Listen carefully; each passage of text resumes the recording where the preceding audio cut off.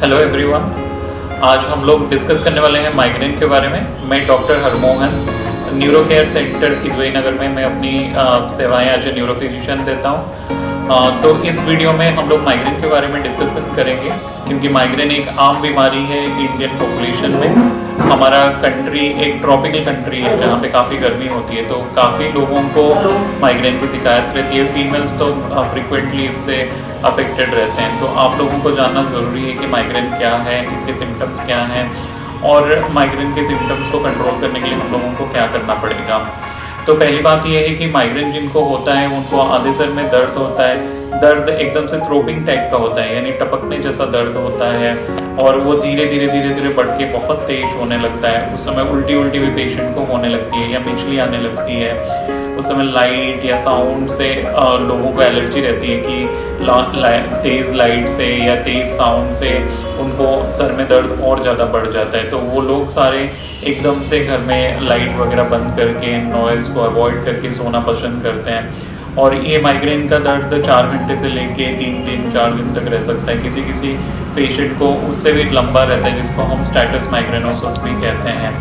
तो माइग्रेन के लिए आपको कुछ प्रिकॉशंस लेने पड़ेंगे, जैसे कि बहुत नॉइज़ी प्लेसेस को आपको अवॉइड करना पड़ेगा। ट्रैवलिंग वगैरह आपको कम करनी पड़ेगी। धूप में जाते हैं तो धूप को थोड़ा अवॉइड करना पड़ेगा, या फिर धूप में जाते हैं तो छतरी वगैरह लीजिए। जितना तेज़ लाइट को नॉइज़ी प्लेसेस को आप अवॉइड करेंगे उतना कम आपको सर दर्द होने होगा। तो जब भी आपको हेडेक होता है आप कोशिश करिए कि आप रेस्ट लें। रेस्ट लेने से, सोने से ये धीरे धीरे कम हो जाता है और नॉइज़ और लाइट को अवॉइड करिए, तो उससे आपकी सीवियरिटी ऑफ हेडेक कम हो जाएगा माइग्रेन में।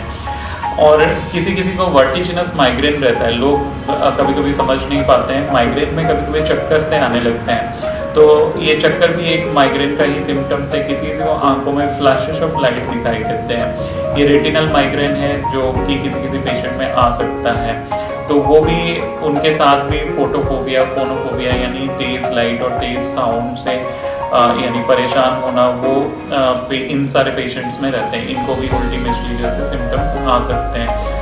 और हेमिप्लेजिक माइग्रेन है जिसमें कभी कभी मरीज को माइग्रेन के साथ फालिश भी लग जाती है, बट वो विद टाइम पेशेंट रिकवर कर जाता है। कोई आंखों में प्रॉब्लम आता है, हाथ पैर में कमजोरी आ जाती है। ये सब हेमिप्लेजिक माइग्रेन के सिम्टम्स हैं, बट पेशेंट उससे माइग्रेन के इम्प्रूवमेंट के साथ वो इम्प्रूवमेंट होने लगता है।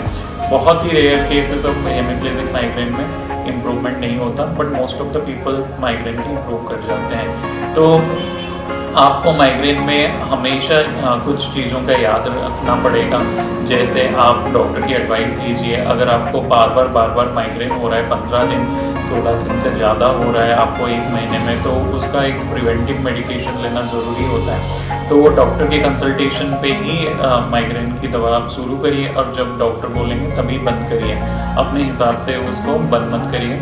और बहुत लोग आते हैं हम लोगों के पास, वो एक्सपेक्ट करते हैं कि माइग्रेन की आपने प्रोफाइलेक्टिक ट्रीटमेंट शुरू कर दी तो बिल्कुल ज़ीरो हो जाना चाहिए फिर, बट ऐसा होता नहीं है। अमूमन पहले महीने में अगर आपको 15 बार हेडेक के एपिसोड्स आ रहे हैं, तो प्रिवेंटिव मेडिसिन स्टार्ट करने के बाद हो सकता है फर्स्ट महीने में यानी कि 8-10 बार हो, फिर अगले महीने में 6-7 बार हो, फिर अगले महीने में 2-3 बार हो। ऐसे करके धीरे करके इसकी फ्रीक्वेंसी कम होती जाती है और ड्यूरेशन भी कम होती जाती है। तो ये कोई बुखार जैसी कोई बीमारी नहीं है कि एक टैबलेट खाया आप ठीक हो गए, तो इसमें टाइम लगता है।